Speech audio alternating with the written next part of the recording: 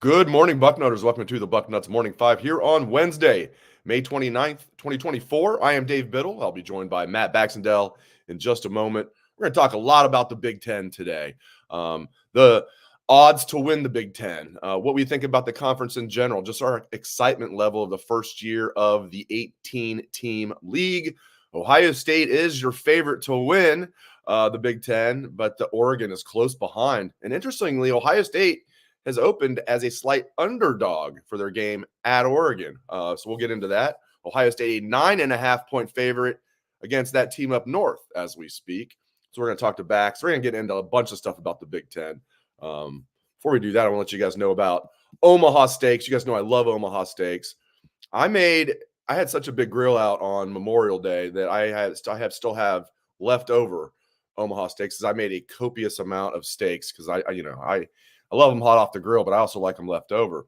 And, usually I get my girls' breakfast in the morning before they head off to school, and they like usually a breakfast meat with their egg whites, maybe some bacon or sausage. Well, we're out of bacon. We're out of sausage. So what did I do? They had some Omaha. I cut them up a little Omaha steak for breakfast this morning. That's how we do it. And you guys can get a great deal from Omaha Steaks with Father's Day right around the corner. What do you give the man who has everything? Easy. You give him an experience he'll never forget. You give him Omaha Steaks, because a world-class dad deserves a world-class steak. The Father's Day experts at Omaha Steaks have made it easy to put a smile on the big guy's face this summer with hand-selected gift packages starting at just $89. Just go to omahasteaks.com, use promo code Bucknuts at checkout for an additional discount when you shop gourmet gift packages for Father's Day. They have the best steaks, chicken, pork chops, burgers, and more. From dad jokes to skin knees, your dad is one of a kind. So this Father's Day, show him the love with Omaha Steaks. Go to omahasteaks.com, use promo code Bucknuts at checkout for exclusive savings on gift packages starting at just $89. He's guaranteed to love it. All right. Don't forget to use that promo code Bucknuts. omahasteaks.com, promo code Bucknuts. Your dad will love it. And if you want to just get it for yourself, you can do that. There's no laws against that. You can get some for yourself too. So there you go. Or anybody. All right, Bax, good to see you, my friend. It's sometimes tough to come up with topics this time of year that are not recruiting. Recruiting's heating up. So, we're going to have official visits the next 4 weekends, and Dan Rubin and Bill Curlick and Mark Porter do a great job Tuesdays and Thursdays just knocking out the recruiting. But you came up with a good one. I think we've been pretty good with the position breakdowns. I've been finding Ohio State football topics that are intriguing. You came up with a good one. Let's just talk about the Big Ten. Let's talk about the Big Ten. Let's start right here. Well, actually, let me ask you, before we start with the betting odds, I just find that interesting to see, the order. The 18-team conference. At first, I was like, this is too much. But listen, you either have to embrace change or, you're just going to be mad. I'm now excited about it, man. Big Ten Media Days it's going to be expanded to 3 days. Having those 4 new teams, it's exciting, man. Where are you at? Are you excited about the 18-team Big Ten? Do you wish it was still the old way? Where are you at, Bax? The biggest 10 that we've had yet, I have to say that this is just sort of the way it's going. Whether I like it or not, I think it's just the reality is we've talked for 2 decades about the Big Ten, eventually the country turning into a couple super leagues, and we're getting to that point now. The super leagues are clearly going to end up being the Big Ten and the SEC. And at the end of the day, whether we like it or not, it's the best thing going right now. And Ohio State's in the middle of one of these big leagues. Ohio State is in as good a position as anybody. So as the Big Ten expands, look, there's a part of it that's always going to remember 2002 and the Rose Bowl, Pac-10 versus Big Ten. The reality, guys, is that this is how college football is evolving, and the biggest 10, if you will, is set up to be a superpower for a long time in college football. So that'll be a lot of fun to see. And I have to say, it's kind of cool that you have some of these, national bound teams. Look at the teams that just came into the Big Ten. USC has for years been the blue blood of the West Coast. Oregon has turned itself into a consistent big-time program that's played in multiple national championship games and lost, but played in multiple national championship games nonetheless. And then same for Washington last year. They won a national title in 1990. They just lost last year after a nice playoff run. Really the only one that's, quote, bad is UCLA. And even then, UCLA is still a big time school. So, we've talked about all the economic sides of it. The football side of it's going to be fascinating. The chaos guy in me is sitting here with the tiny, tiny bit of me knowing that there's one scenario with the Big Ten, this way it's set up right now, where if I believe Wisconsin, Ohio State, and Washington all go undefeated, they don't overlap. So you could theoretically have 3 undefeated teams inside of one conference. That is a scenario that we all shrug off, but this is college football, and the scenarios that you don't expect to happen always happen. So there's potential for some hilarious chaos here on the front end of this biggest 10 as well. As long as Ohio State's one of the undefeated teams, I don't care. I mean, this is about winning the national championship, winning the Big Ten along. It's about beating. I mean, obviously you want to win the Big Ten, and that'll come along with it. But it's Ryan Day said it himself. This year is about beating that team up north and winning the national championship. Amen. Yep. Amen. I mean, and then the Big Ten championship. But I tell you what, if for some reason they beat Michigan, somehow lose the Big Ten title, and then win the national championship, okay, I won't care at all. But yeah, it'd be nice to also win the Big Ten. I shouldn't say I wouldn't care at all. I want all 3. But I love how conference titles matter more now, Dave. They do because of the bye. But I mean, if you just told me they went on even without the bye, they were the 5 seed then. They dropped from 1 or 2 to 5. It's not just the bye though. Think about it. There's only 4 major conferences now. You only have 1 winner of major conferences. We talk about, if you look back at Tressel and Woody and all these other guys, they had shared Big Ten titles. We didn't have championship games. And now when we went to the championship game format, there was only 1 champion a year. You just took pretty much the best teams from a league that consistently was in the conversation to be a top 3 league in the country.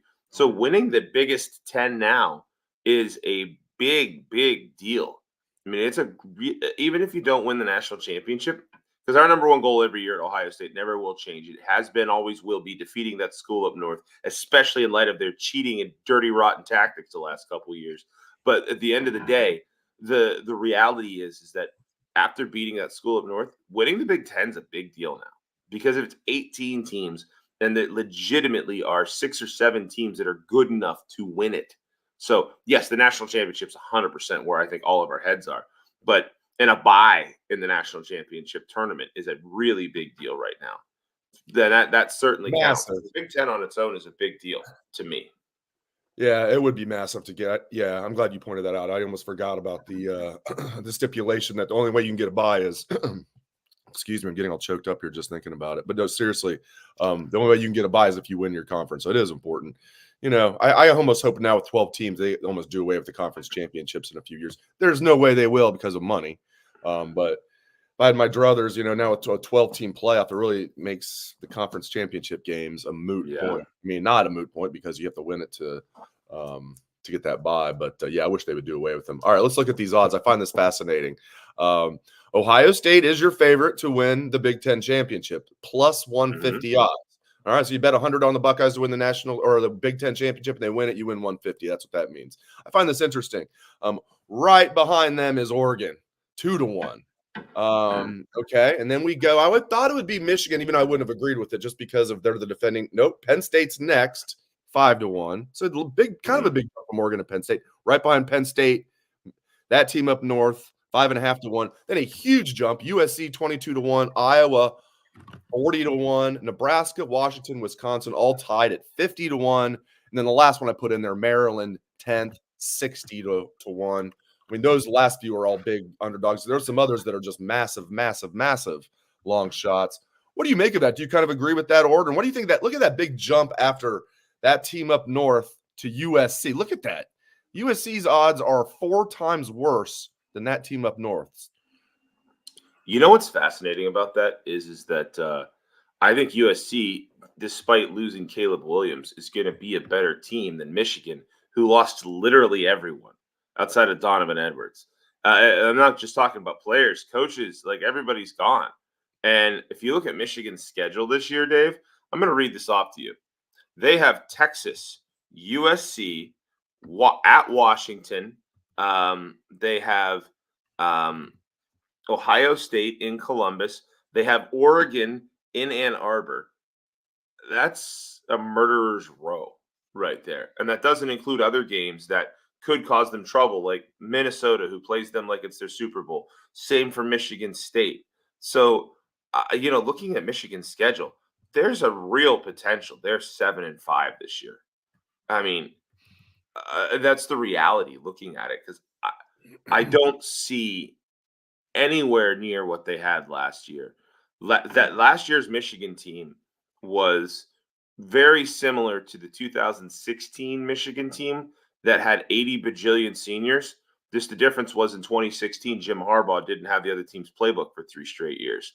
So, at the end of the day, the Michigan odds to me are purely because of what happened last year and because of their name brand. I think if Michigan hadn't won the national championship last year, even, they'd have been a lot closer to USC than they are to, Ohio State and Oregon, who I think are the two super high-end teams here in the favorite list. But Penn State shouldn't be overlooked either, Dave. I was just about to ask you about that, because I know you follow. I mean, we all follow Penn State closely. They're in the Big Ten. They're, Ohio State's. And I know there's a big gap between our main rival and Penn State, but for years, Penn State was the only other team that Ohio State was guaranteed to play every year, share a state border. I know you're, you lived years in the state of Pennsylvania. My entire family was originally from Altoona, Pennsylvania. So yeah, I'm gonna inherit the Sheets empire one day. No, not really. We're not related to the Sheets people in Altoona. I mean, I was born in Ohio, as I told you. My sister and I were born in Ohio, but like everybody in my family was born in Altoona. So, but thankfully, my dad didn't grow up a Penn State fan. Thankfully, I was a Buckeye from birth. But yeah, man, I don't know what to make of Penn State, because Aller has to make that jump, and he's got the strong arm. But I mean, he's such a nice young man, but he looked, I don't know, he didn't look like exactly what I expected. I wonder if that kid that's in his same class that was a redshirt freshman last year will be a third-year sophomore this year, the one that runs the ball. I wonder if he'll end up being kind of a change of pace quarterback for them. They also lost a lot to the NFL draft. I was looking, I knew they were going to lose. Penn State lost a lot to the NFL draft, whereas Ohio State lost hardly anybody. What do you make of that? So give me your thoughts on Penn State. So Penn State, to me, even in the new Big Ten, structurally, the two programs that should challenge Ohio State the most are USC and Penn State. I say this from like a big picture historical point of view. And I've said this about Penn State for years. They just have not, and USC has sort of underachieved since Pete Carroll left too. If you think about the fundamentals of an elite program, which is the ability to bring in elite level recruits, is the ability to be able to pay for the best coaching staff, that's USC and Penn State in a nutshell that fit in at Ohio State's level. Oregon's a bit of an anomaly. They have no local recruiting in the state of Oregon. They've just done so well with Nike money and branding that they've hung on to it. Washington and Michigan are the same way too. They have a little bit in their home states. They're big name brands, but they have to go further to get kids. If you look at the just inertia of those teams, USC and Penn State should long-term be every bit as consistently good as Ohio State. They simply haven't put it together on the coaching front. And you look at it, like how fortunate we are, how good Ohio State has consistently been for 20 plus years. There's been exactly one down year that I can think of since after Jim Tressel's first year. Like Tressel's worst year was 8-4, and it was early on in his tenure. And then we had the 1 year with the transition. Then Urban never lost more than 2 games. Ryan Day has been the same way. Tress had a billion years in the top 10. The reality is Penn State right now does not have the same coaching that Ohio State does. Like, people want to nitpick about Ryan Day. And look, I get it. I hate losing to Michigan with every fiber of my being. But I also kind of look at Ryan Day and say he's gone through a lot. I look at James Franklin and say that the world's been there for him to take. And he's just not an elite coach. He's a very good coach. Good recruiter. He's a good recruiter, but he's a guy who, James Franklin, in my opinion, is the floor of what Penn State should be doing there. He is the floor. He does just enough to bring in the elite kids, Dave. He does just enough to get them to win the games that they should.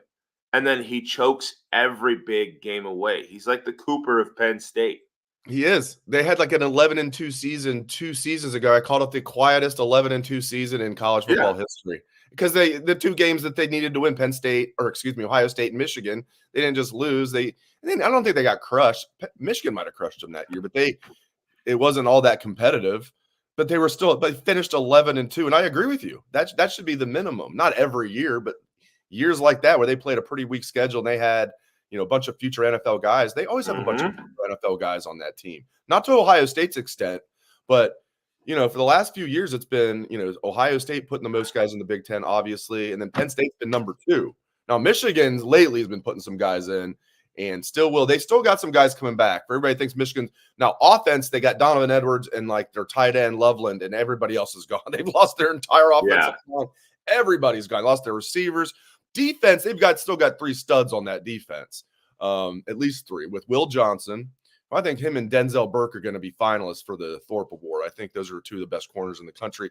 And then those 2 beasts they have at D tackle are back, Mason Graham and Kenneth Grant. Kind of wish those kids would have been juniors last year and they would have left too. But they lost a ton. I mean, it was mostly third day picks and a decent amount of second day picks. 1 first rounder in JJ. But they lost a lot to the draft. And Ohio State lost hardly anybody. Everybody came back. I love it. I absolutely love it.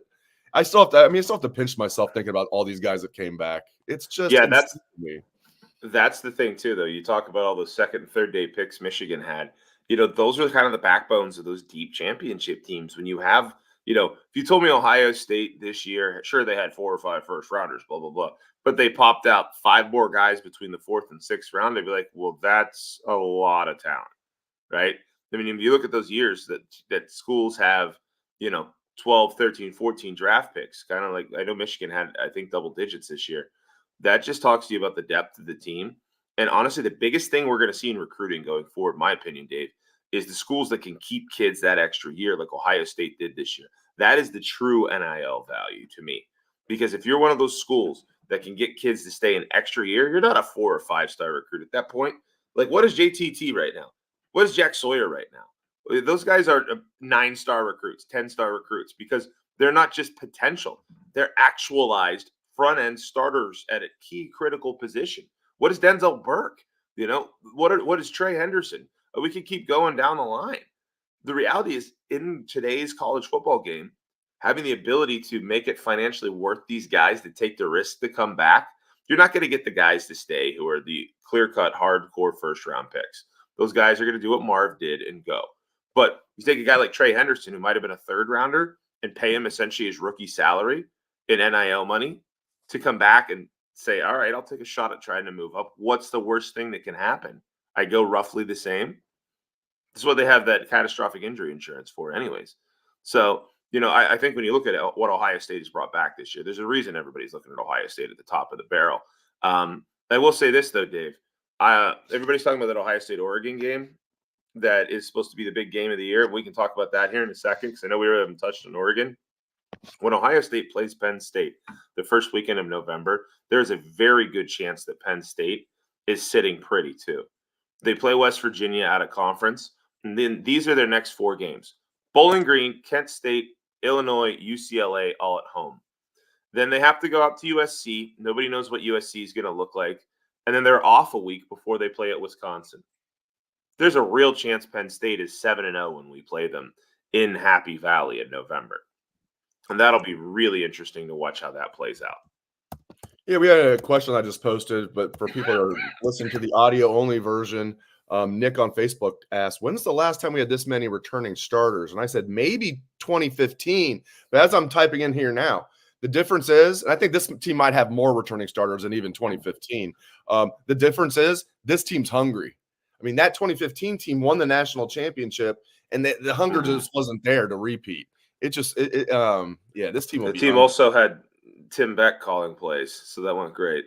Yeah, losing Tom Herman, your buddy, our good friend who liked to call you, his drunken wife calling you or whatever the heck happened. Allegedly, I gotta be careful. My lawyers are telling me. Allegedly. Okay, gotcha. Allegedly. Definitely called you. Allegedly might have been under the influence. I don't know. Definitely yelled at you.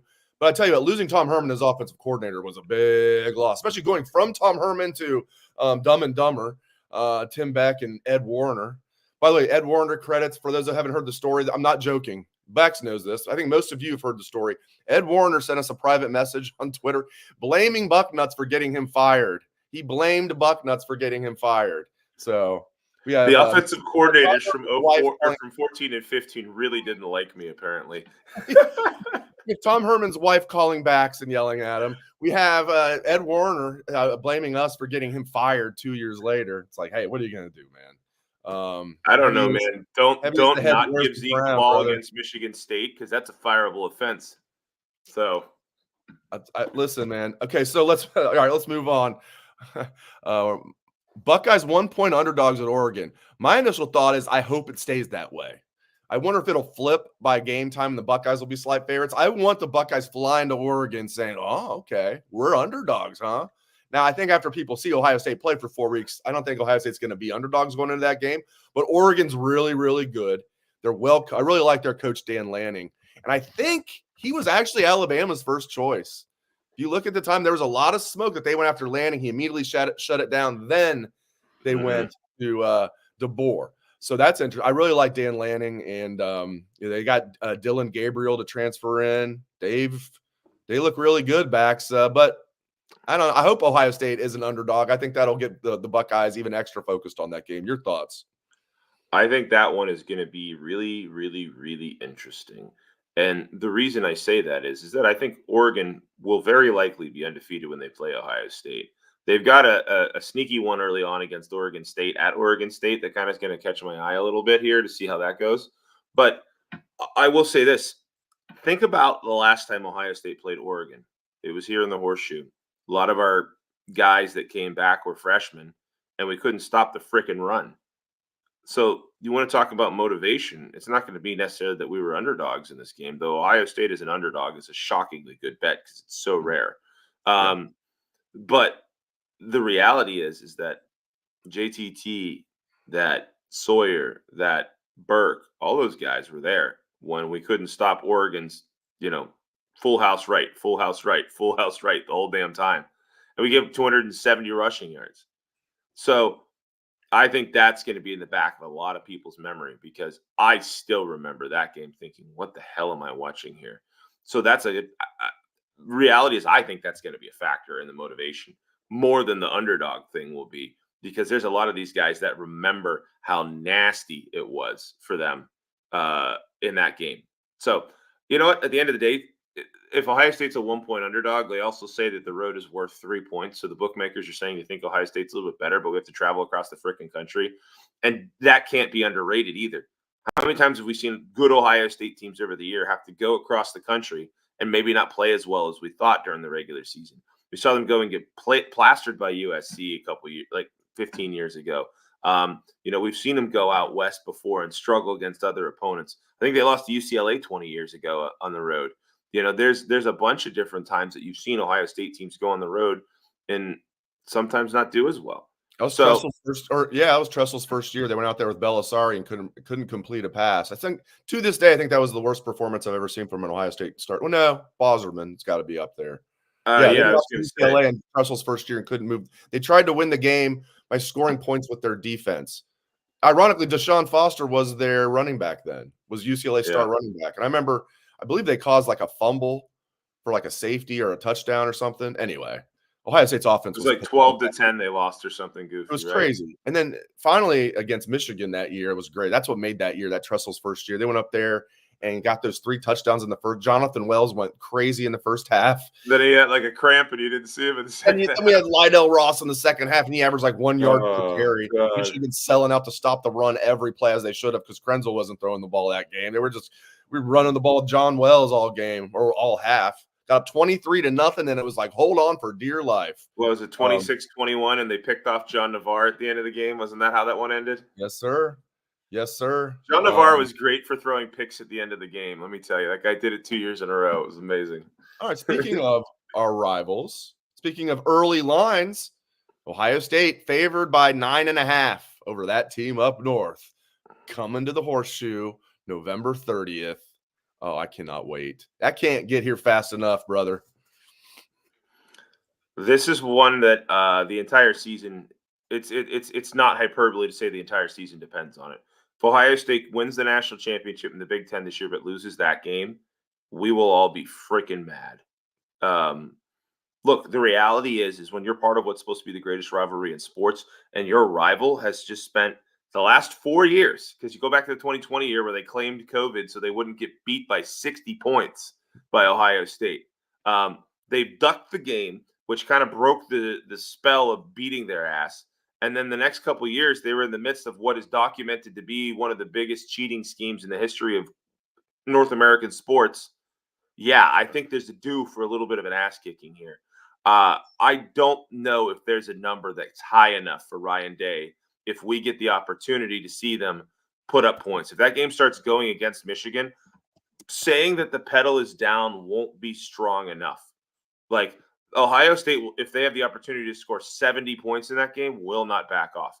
It'll be like the time Urban tried scoring 70. The only reason he stopped was where poor Demetrius Knox broke his leg with 4 minutes left in, what was it, 2018? That like it was like 63-38 in that game.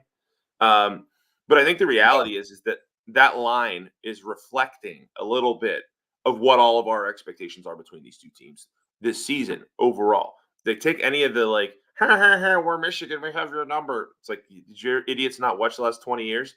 Right. But like, take that part out of it and just look objectively at the players who are back between the teams and the expected success between these two teams. You know, if Michigan was Illinois, that number would be even higher, because that's, to me, a pretty good representative of the gulf between what I expect for Michigan this season and what I expect for Ohio State this season. That's another thing, too, is that they have a new coaching staff, and Sharon Moore did shockingly well without Harbaugh there and Stallions whispering in his ear, so you have to give him some credit for it. But at the end of the day, how's he going to handle a whole season now? It's likely going to have some major adversity. I mean, like I said, they have to play Texas. They have to play Washington. They have to play Ohio State. They have to play Oregon. It's going to be tough. I can't wait. It's going to be great. And like, yeah, I mean, Michigan fans right now have the bragging rights, but they'll say things like, oh, now we own Ohio State. It's been a great 3-year run. Check the previous 19 years. Ohio State went on a 17-2 run against Michigan, including 2 national championships. So let's be real here. Ohio State dominated Michigan for 19 years, 17-2, 2 national championships. This 3-year run will end this year. We'll look back on it as a blip on the radar. Okay. I think we'll look back at it while you can. We got a Michigan fan in the chat. Enjoy it while you can, Ferris, because it's ending November 30th and going back. You know, the order will be restored in the universe. So, okay? Dave, this goes back to the original point that I kind of made a little while ago, saying long-term, the rivals in the biggest 10 for us should be USC and Penn State because of the center of gravity.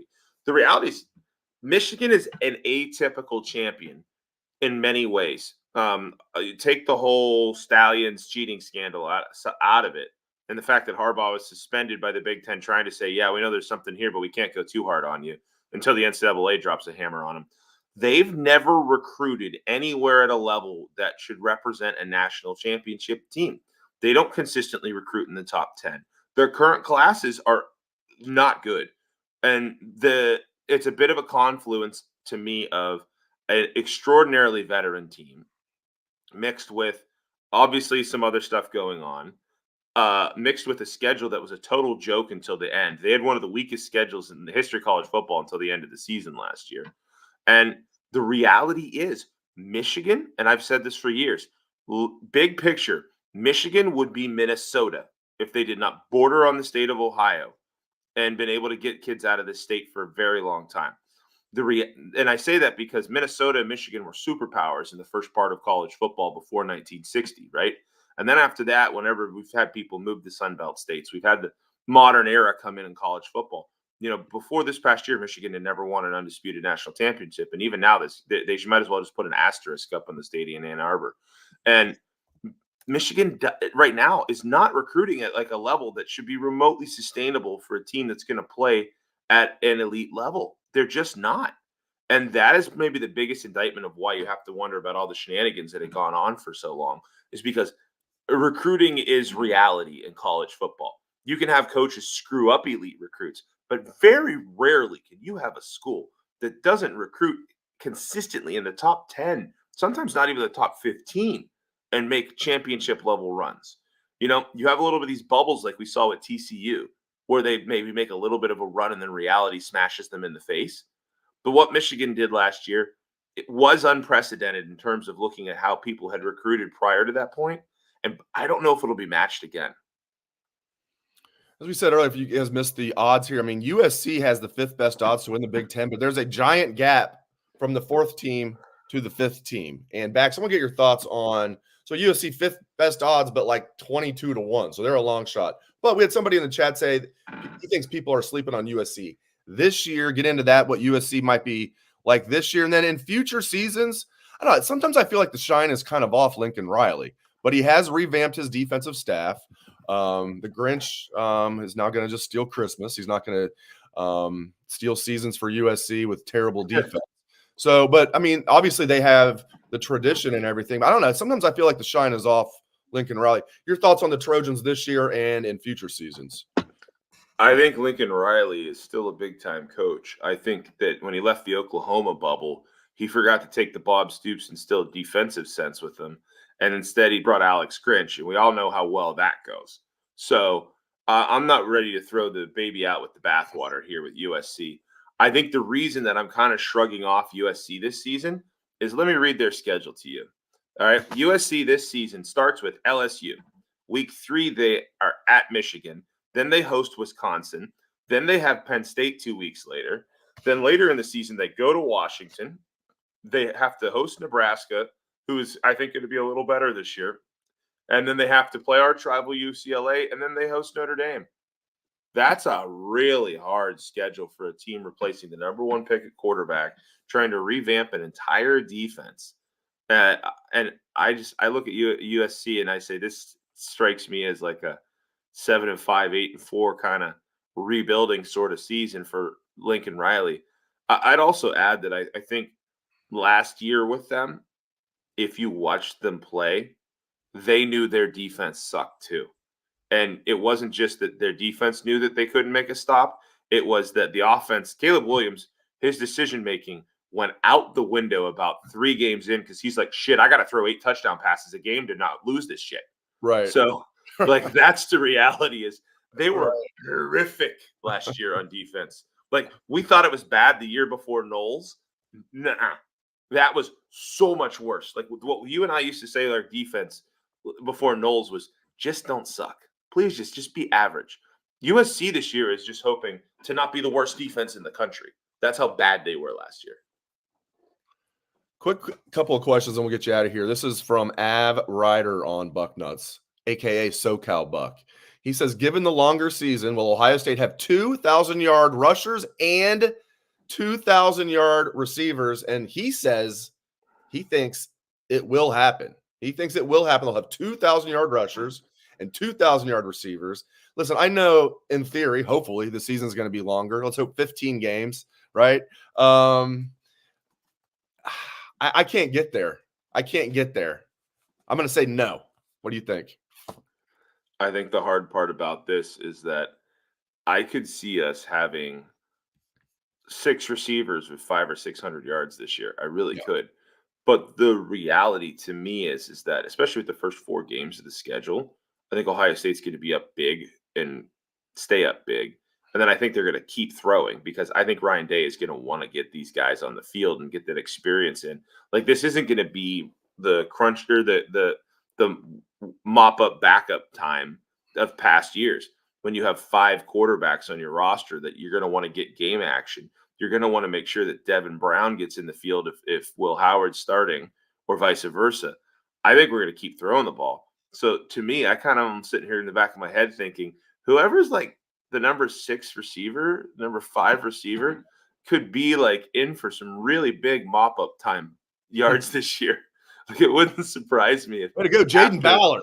Yeah, well, I'm not kidding. I bet you after 4 games, Jaden Ballard might have 400 yards receiving. This question is that's once you get into like the more crunch time games and the worse weather, I think that drops off, right? But at the end of the day, 2,000-yard receivers to me, especially, I think you're much more likely to have 2,000-yard rushers than you are 2,000-yard receivers on this team. Even as good as I think Jeremiah Smith is, as good as Egbuka is going to be as the number one guy, the potential Carnell Tate has, and Innis, I mean, there's a lot of talent, right? But I think we're going to be a little more run focused this year as a team. And 2,000-yard receivers and 2,000-yard rushers, I mean, you better win the Natty if that happens. Yeah, I mean, and last time I checked, this defense is going to be phenomenal. So yeah, if that happens, I mean, geez, talk about getting greedy. And he thinks it's going to happen. Great. I hope you're right, SoCal. I don't think it's going to happen, but I would love for it to happen. All right, last one from the Professor, Fox R 2001. Bax, what has you most concerned about this team? What has you most confident about the Buckeyes? And he adds, can be anything, not just position groups, could be anything. What has you most concerned? What has you most confident? That's a good question.